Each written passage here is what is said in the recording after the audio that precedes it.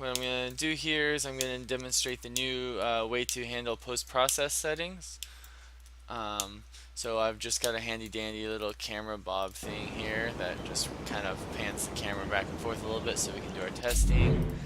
And I'm just going to go ahead and get started. So we get a camera, we get our post-process settings,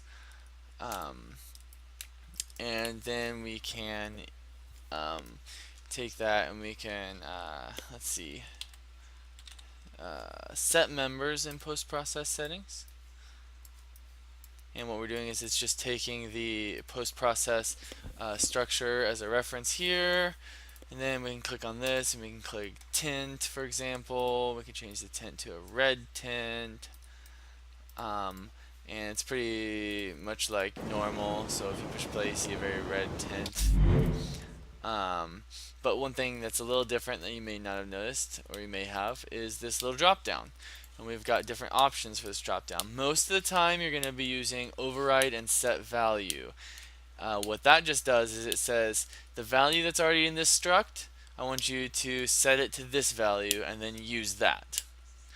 Now the other options are override, which basically says the value that's already in this structure, just use that. And so if we set it to that, then we should see, hey, it's normal, right? Alright, and then the other option is disable override, which basically means do not change what's already in this structure, but don't use it either.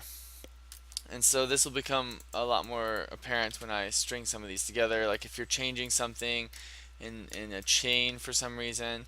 So if I override and set the value to red, but then on the next change here I'm disabling the override, it basically means I'm not changing what's in here, but I'm just not using it. So it will show just a normal tint, right? Then if we take that and we hook it up here and we say override, override's just saying use the value that's already stored in the structure, which at this point is very red. So then we start it. Oh, give me a second. Oh, forgot to connect it up. There we go. There we go.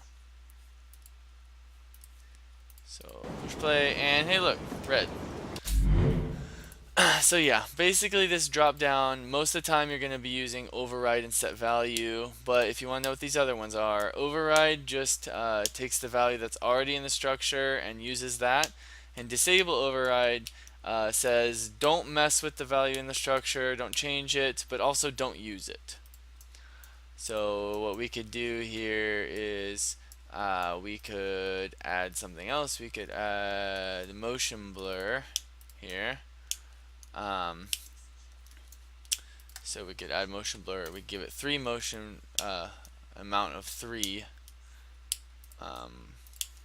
and push play. We're getting a lot of motion blur here when it moves, because I guess these aren't changing it at all. But if we set this here, if we set it back to a low number like this, then we'll get just that low number, so it's not very much motion blur. And then if we set, hey, disable override, don't change the value, but also don't apply it, and then we set this to some ridiculous number like 10, then you're going to end up seeing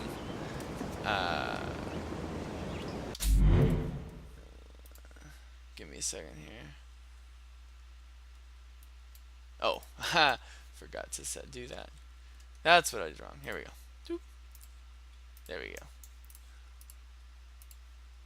So yeah, disabling the amount here in this last one here. So no blur.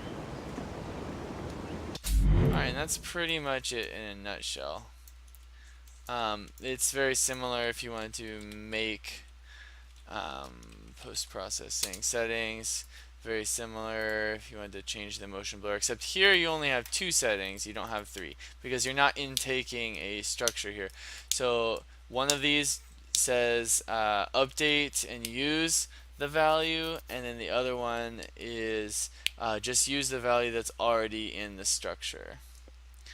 And so instead of doing this, you could make the post-processing settings, and then you could let's see,